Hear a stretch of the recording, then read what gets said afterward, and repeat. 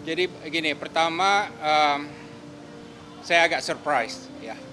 Kenapa? Karena kita cukup banyak dengar cerita mengenai kalau pertemuan dengan presiden yang satu arah, gitu ya, top down ya. Tapi yang saya lihat hari ini, saya surprise karena suasana totally open. Waktu mulai itu agak kesan apa namanya eh, kesan menahan diri gitu ya. Tapi waktu beliau mulai dengan penjelasan yang sangat open gitu ya, mulai terbuka dengan diskusi yang sangat terbuka, very candid, right?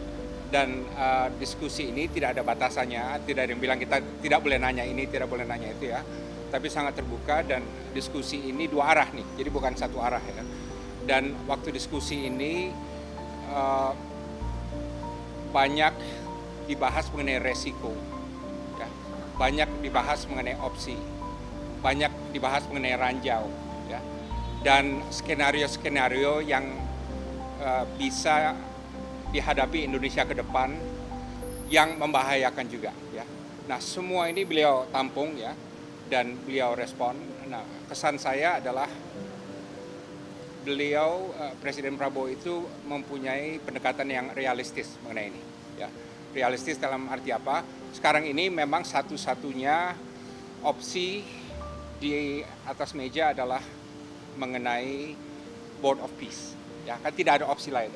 Dan faktanya adalah Board of Peace ini yang bagian dari solusi untuk menghentikan gencatan senjata, walaupun sampai sekarang masih dilanggar oleh Israel. Nah, tapi intinya ini adalah suatu eksperimen, ya, dan bukan obat yang ampuh yang bisa menyembuhkan penyakit, segala penyakit ya. Dan saya melihat beliau realistis mengenai hal ini. Ya, beliau melihat ini ada resikonya, ya. Tentu resiko terbesar adalah Israel, ya, karena Israel mempunyai pengaruh yang besar sekali terhadap Trump gitu ya. Tapi beliau menyatakan kami yakin kami bisa mengimbangi karena segala sesuatu yang kita lakukan kita jamin harus ada kekompakan dengan negara-negara Islam. Dengan kata lain, kalau leverage Indonesia tidak begitu besar, misalnya ya, akan lebih besar karena kita selalu menjaga kekompakan dengan negara-negara Islam antara Saudi, Turki, Mesir, Jordan, dan lain sebagainya. Jadi beliau cukup realistis, ada resiko itu.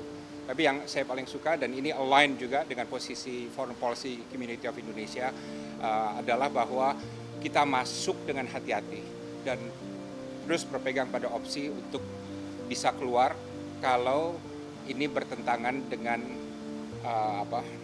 prinsip kita dan kepentingan kita. Ini berkali-kali beliau tekankan, beliau tidak akan ragu, ya, termasuk ya kalau yang lain tetap masuk. Gitu. Right? Nah, ini yang saya tangkap sebagai suatu penekanan dan penegasan yang kami apresiasi gitu ya. Tapi sekali lagi beliau perdebatannya terbuka, tidak ada batasan, penuh dengan masukan, resiko dan kritik, beliau terima semua. Dan tadi juga beliau bilang ini akan menjadi suatu forum yang akan terus berlanjut. Jadi tentu kami apresiasi. Beliau juga sadar bahwa ada masalah atau ada tantangan komunikasi dan persepsi publik. Ya, beliau sangat terbuka itu dan memang emang tantangan berat nih, ya, karena banyak sekali suara-suara dan banyak sekali hal-hal yang tidak bisa diungkap ke publik, tapi tadi beliau ungkap secara terbuka dan secara apa adanya dan juga secara off the record.